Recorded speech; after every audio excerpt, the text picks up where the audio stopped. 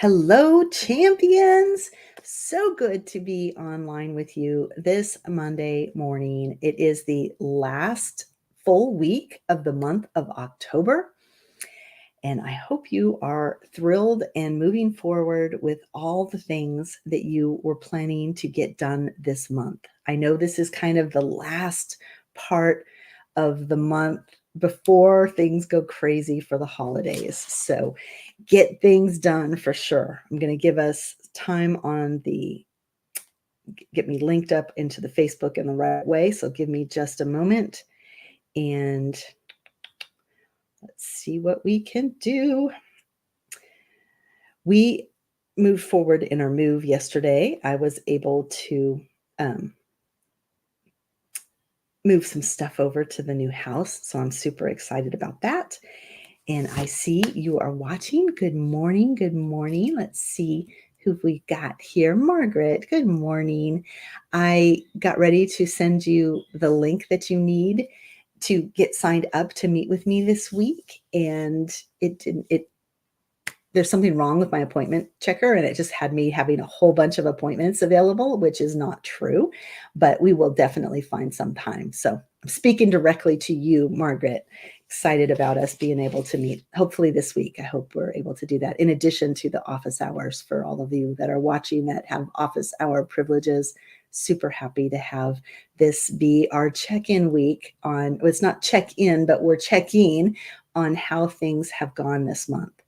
And today we're talking on a special topic. So I'm going to go there first, and then I will talk more about what's happening. So today, this is the Monday morning motivation with Coach Tina. If you are watching, make sure you put #live or replay, or let us know what area of the world you are commenting from. Because today we are going to be talking about how to fight fear and find fulfillment. And it's a topic that's near and dear to my heart and kind of fun for this time of the year because in the United States, we are working on Halloween. And no doubt about it, when we have fear or we procrastinate, it can be scary because of the outcome that it actually has on our life, right?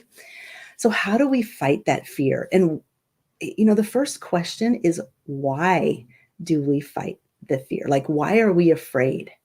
What is it that's going on in our life that we are pushing it away because it might be something that we really want? So let's talk about a relationship, right?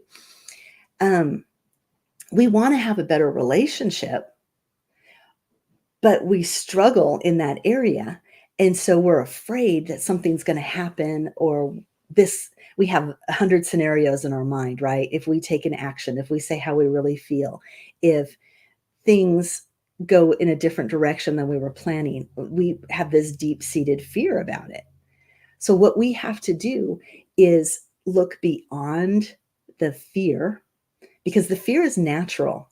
Fear is an emotion that is coming in to help you have an action attached to it. So if you think of the way we're designed, the fight, flight, or the other one is like faint. But if we fight it, that is an emotional response, and a nervous system comes through to fight something. So it's a response. If a bear is coming after us in the woods, then we run. So we have that fear because it's going to bring us into an action. It might be that it's a snake, and somehow we know that we shouldn't move when we see snakes, so we freeze, evaluate the situation, and slowly back out of it, right? That is a response to the fear, and it's a natural response. What happens is we're afraid of something, and the programming on us is so deep. The things that maybe when we were children, or things that were said to us, or things that happened in our life have layered on top of our fear. And so now we don't have that natural response, which would take us out of the danger or be the appropriate response for the danger. Now we've layered so many different thought processes on top of it that we literally can't take action. And we struggle and fight ourselves fight the process, fight all of the things going on, and it becomes a real problem, right? So, who here has some fears? And would you be comfortable sharing what your fear is in the comments? I would love to hear what might be holding you back from having the life that you would love to have. Because it's important that we focus on what it is that we want, right? I do see Margaret is commenting here. She doesn't have anything she's afraid of. I love it. Um, and she put a little LOL on that because we all have fears, right? We all have that place that we don't like to go. But what we want to do is have awareness of what we're afraid of, because awareness is like turning the light on in the dark. It can be scary when you're in the dark, but just a little bit of light makes it all different, right? And so, unless you're at a campfire and the fire's, you're holding that flashlight right there and talking the spooky words. Interesting analogy, because sometimes we do that to ourselves too. We turn the light on. We're totally aware of what it is, and yet we bring more to the situation. We fret on it. We turn it into a scary story. And then we kind of have those horrors running in the back of our mind. And what we want to do is come up against that with our true strengths, our abilities. And I like to fight that fear with truth. So, sure, you have these things you're afraid of, you have your worries, but that's like 50% of the equation, if even that. Because if we only focus there, we're missing the fact that you probably have just as many tools to fight in that scenario. All of us have skills, all of us have unique abilities, and all of us have backgrounds that have brought us to this place. So your background and my background are totally different. We've had different influences, different experiences, events that have happened in our life. But if we use those as learning experiences, that's where the growth happens. That's where we expand ourselves into a much bigger capability in this life. So, what if the fear, just like we talk about procrastination becoming our friend, what if the fear was a positive thing? What if it was that fuel that gets you going and moves you in the next direction? That would be a positive, a way for you to take this information and go somewhere with it and really change your life for the better. Mm. And, Margaret is sharing a few things. So she says that fear of not being good enough. That is one of the biggest fears. Tony Robbins says we have two fears collectively that come to plague us all the time, right? One is not being good enough, and one is not being loved, that being rejected, being cast out. And so our life is a play between those two things, and we have to address it. We can't just let it sit there. We have to really look at what is it that we're wanting. And from that place, and I've said this before, let that be that beacon of light that draws us to it. And Margaret shared she also has a fear of the unknown. And all of us do. So please know that if you fear something that you just don't know what the outcome is going to be, that's natural. That's part of, we don't know the future, right? If we did, our life would be totally different. But it's about your response to the unknown. You don't know the end of the story, but you keep reading the book so you can find out. You don't know how your life is going to turn out unless you keep taking those steps forward, being bold, maybe doing something different, because a life is a series of little stories, right? And if you're watching that same story over and over again and the same thing is happening and you don't like the story, don't keep doing the same thing. So we want to understand that the problems that we're given are problems that help us to be something different, help us shape our life. So we don't want a life without problems. because that would be boring. Tony often says, would you go to a movie where everything was absolutely perfect? There was a guy and a gal and they were in love and everything about the relationship was great and they lived in the perfect house and they had the perfect children and every day they got up and only did the things that they wanted to do. It would be boring, right? There's no challenge, there's no problem, there's nothing about it that makes you want to keep watching. Like, think of a reality show where we were just like, perfect life, yeah. No one would be excited about watching that. And so what we want to do is lean into the things that are scary to us and examine them. And sometimes it doesn't even have to be the other person. Like if we're talking relationships, that we are um, like they have to do something in order for our life to change. It's us making the change that then changes the outside world, because we can't be in that world anymore if we have changed our thinking so much that certain things don't work. I'm gonna share from a place of when I was in my first marriage. We had alcoholism in our family, and it greatly affected me. It greatly affected my children. And of course, when my daughter went off to college, one of her first boyfriends was a heavy drinker, and she was upset about it, right? And she said, Mom, why is this happening? And we talked about how it was happening to us because our it's like our level, our boundary regarding drinking was way higher than other people's boundary regarding drinking. Because let's say you didn't grow up with any of that in your background, you didn't have any influences of that in your world, and you saw someone come into your environment that was a heavy drinker. Without that influence, you would be like, oops, that's not something I accept in my life. And you would gravitate to other things. You would not be involved in that. And so it wouldn't escalate, it wouldn't go higher. But people who have it in their life don't recognize it as much because their norm is at a much higher level than someone else's. And then when it comes in, you're like, what did I do? Well, you didn't do anything other than to have that standard that was different. And so when you start to change who you are, your standards will change, your expectations of what's okay in your life, and then you will make that shift. And it's something that it's an art. It's not something that's going to make total sense to you in the moment, but as you are doing it, you will start to experience it. As you allow yourself to fight the inclination to run and to hide and to not address things, you will start to lean into what's happening in my life. Why am I allowing this? What can I do differently?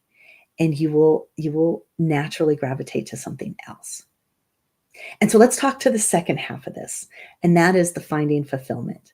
So a lot of what people struggle for is we don't know what we want, and so we can't be fulfilled, right? It's like going to the store and you're like, I want to buy something. And yet you just go in and out of all the stores. I don't know. That's not it. That's not it. That's not it. Nope.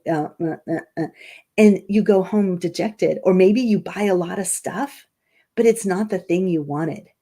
And so, classic. I'm thinking of like you go to the mall and you don't get a pair of shoes or, whatever it was you were thinking of. But what about when you go to the grocery store with your list of these are the things that I have to get? And when you follow your list, you check it off, you've got the things to go like make the meal you were wanting to make. That's an example of fulfillment. You have your list, you know what you need, you go get it. Now, unfortunately, some of us forget the main thing on the list, right? But then you know what to do next. Whereas if you're just totally, I'm going to go shopping and buy some stuff this week for food, and you don't get that much exciting stuff because you're like, yeah, I'll get some of this and some of this. And then you get home and you're like, this doesn't make anything. So having that clear path to what it is that you truly want, that's what opens up all the other avenues. That's what makes you know that you can take that scary step forward because it's in line with where you want to go next. So I hope this is making some sense. I hope it is giving you some inner strength, and some armor, if you will, to fight that fear, a sword, something that allows you to really get into the mess of what's happening in your psyche and slay that monster, you know? And I love it because Tony likes to say, kill the monster when it's small. So none of us like the scary monsters, right? We see them in the horror films, all those crazy things. But when Godzilla got as big as the New York buildings, he was harder to fight than if he'd been just coming out of his little egg or whatever happened, however Godzilla got birthed. But if he was little and someone recognized that he was a scary monster, they could have taken care of him at that point, and he wouldn't have grown into this mushroom of a gargantuan problem. And that's what happens in our life. So as we experience things and we start to notice that things are going in that direction again, stop it right there. Change it. Seek differently for yourself. Align it to the main purpose that you are going after. So I love you guys. I love that we get to have these talks on Monday. And just a reminder that our weekly lives are a community benefit. And my hope is that I'm adding value to you. If you have a topic that you would like me to speak on, I'm happy to get inputs. You can private message me or put in the comments right now a topic that would be beneficial for you. You know, I like to have us work on anything involving greatness and how we are going to learn more about our own greatness, how we are going to grow our greatness, and how we can share our greatness with others, because that's an important part of who we are. We're not given a purpose and told to go like hide it, right? We are given our greatness, our unique skills, abilities, and talents that only we have so that we can benefit others. And we've got to develop in such a way that we can get our message out, our goodness out into the world. And we do that in our community by doing this cycle of progress.